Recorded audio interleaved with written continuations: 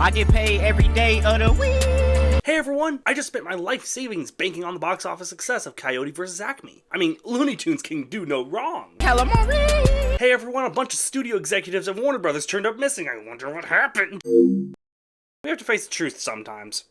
No.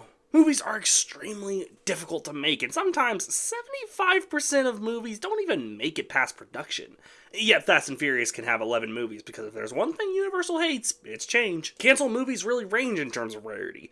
Sometimes they're extremely rare, and other times Warner Brothers really needs another tax write-off. The worst part is sometimes the movie can be completely finished, but complications past production can affect a film's releasing. So I'll probably do a few parts of this, talking about not necessarily every canceled movie, but the ones that deserve some recognition.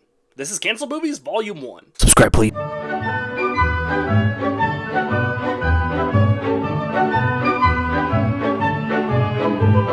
Starting us off is the canceled Hong Kong Phooey movie from Warner Brothers. Now, if you haven't watched Hong Kong Phooey, you're not missing much. It's a weak cartoon, but considering the time it came out, it's alright. The movie definitely made sense for the time period it was supposed to release in. Some leaked footage was found in 2012, so we can guess it was sometime around then. Think about it, whether you like the movie or not, the Smurfs was a huge box office hit. So I guess Warner Brothers wanted in on the cartoon hybrid game, with a character that no one recognizes the way that they do the Smurfs. It's like making a movie for Wacky Races. Yeah, sure, you could, but really? Okay, well, at least Hong Kong Phooey lends itself to a lot of good voice acting. I'm this city's #1 super guy. Eddie Murphy? Are you that is so stupid! Just because he worked in Shrek and maybe Mulan doesn't mean he was good for this. Yeah, it was no surprise. While no cancellation reasons were given, it's fair to assume, with Warner Brothers, they just didn't have faith in it. You can find some test footage online, otherwise, don't know how to feel about this one. God, I can hear the comments saying, this movie already came out, idiot, stupid. Get laid, alright? Yes, 42 is a movie that released, telling the story of Jackie Robinson. It was a really important film and a story that was beautifully told by A Knight's Tale's director, Brian Helgeland. Spike Lee almost directed it. I love Spike Lee, don't get me wrong. If you watch a Spike Lee movie, chances are there's nothing like it. He would have killed the potential in 42. Sure, you can highlight he already has evidence that he can do an important story like this since he already has Malcolm X under his belt, but his style just doesn't fit with Jackie Robinson's story. With that out of the way, it should be mentioned this version of 42 was supposed to release back in 1997, whereas the 42 we got released in 2013. And instead of the late great Chadwick Boseman, Denzel Washington was set to play Robinson. There were a few reasons that led to this version never being made. For one, Columbia Pictures was looking mighty fine, and it seems Spike Lee preferred their deals, especially because it could help Lee reach audiences that his movies normally couldn't reach. But the biggest reason was creative differences. But hey, we got a decent telling of Robinson's story, so I guess we can't be too ungrateful. Yeah, if there's anything I'm missing in my life, it's 10 Things I Hate About You Volume 2. This was one of those movies that always got brought up with canceled movies. It's one of the first films you get when you search the pages on the Canceled Movie Wiki. To be fair, putting a 1 in front of your title will do that. With all that said, man, did this movie have a rough production phase. Essentially, this was supposed to be a successor to the 90s rom-com 10 Things I Hate About You. This one was set to star Evan Rachel Wood and Thomas McDonnell. Interestingly, there is little to no actual information on the movie itself. The only real thing I've seen is this poster, as is, I have to use footage from the preceding rom-com. There are a few big things that kept this movie from releasing. The filming was attempted, but constantly delayed, and rumors of Wood's pregnancy ended up really doing a number, and such, it was just easier to cancel the film before it got too deep. How will I ever live without my generic rom-coms? The same way I live without bland-ass soap operas. I'll be fine. Like the Days in the Hourglass. Fuck you. Ah yes, Alf, the beloved 80s icon that swept the nation with his witty charm and unforgettable design. From Alf himself, to the family, to the finale. Do not mention the fucking finale. It seems Alf was, and still is, one of America's greatest sweethearts, beloved by so many. This is the most obnoxious thing I've ever experienced in my life. I really tried, guys. I really tried, but jeez. This show? This is the one every American in the late 80s went gaga for? I say this because while the finale was somewhat controversial in the movie... What movie? It seems we were looking at another chance for Alf to shine. In 2012, Sony Pictures Animation acquired the rights to Alf, and planned on making a live-action animation hybrid film, just like, at the time, the recent success of the Smurfs. This was before they made Spider-Verse. This film would have sucked. Say what you will about their recent stuff, Sony Pictures Animation would have killed this film purely based on their reputation up to 2018. There's little to no information regarding the actual movie. Hell, the one poster I was able to find is speaking baguette to me, so I guess the best thing I can say is, clearly the project didn't get far and most cancellation reasons are unknown. I guess? Hey kids, wanna watch Alf? Oh, Skibbity Toilet 50 right here, dude. This generation doesn't give a shit about the damn puppet. Hell, clearly they were more interested in the Smurfs, considering that was the movie they advertised in the poster. Wait a minute.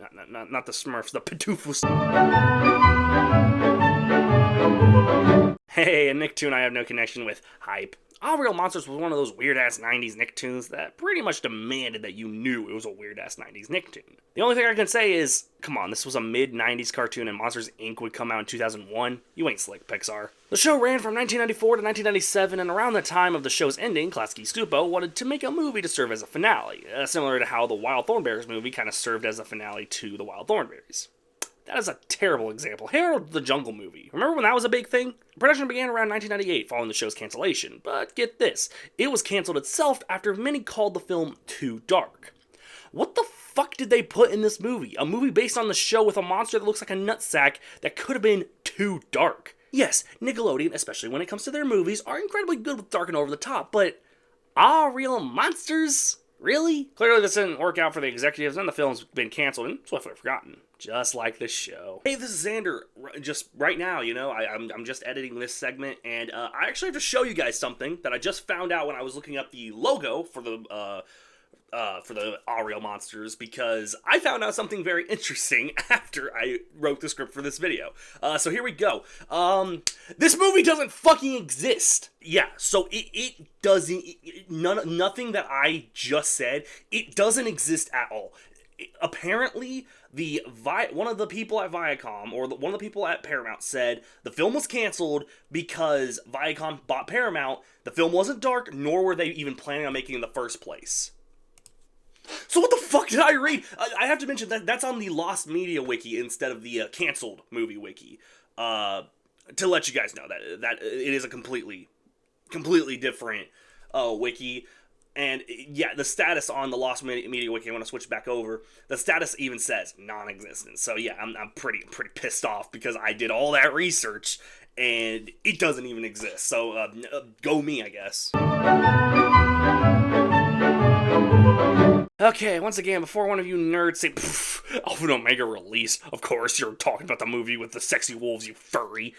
Get laid! Yeah, I like the sexy wolves, what of it? If they didn't want me to be attracted to the characters, stop designing them like that. But I'm actually referring to the original version of the 2010 animated movie that was definitely an awakening for some kids. This original version featured different versions of the main characters, Humphrey and Kate. The original version was discarded in 2009, and then this deleted scene, it's a little weird. I mean, the movie is weird, but the important thing is I don't want to fuck wolves. The biggest complaint is that people thought the designs of these characters were a bit too teenager-like.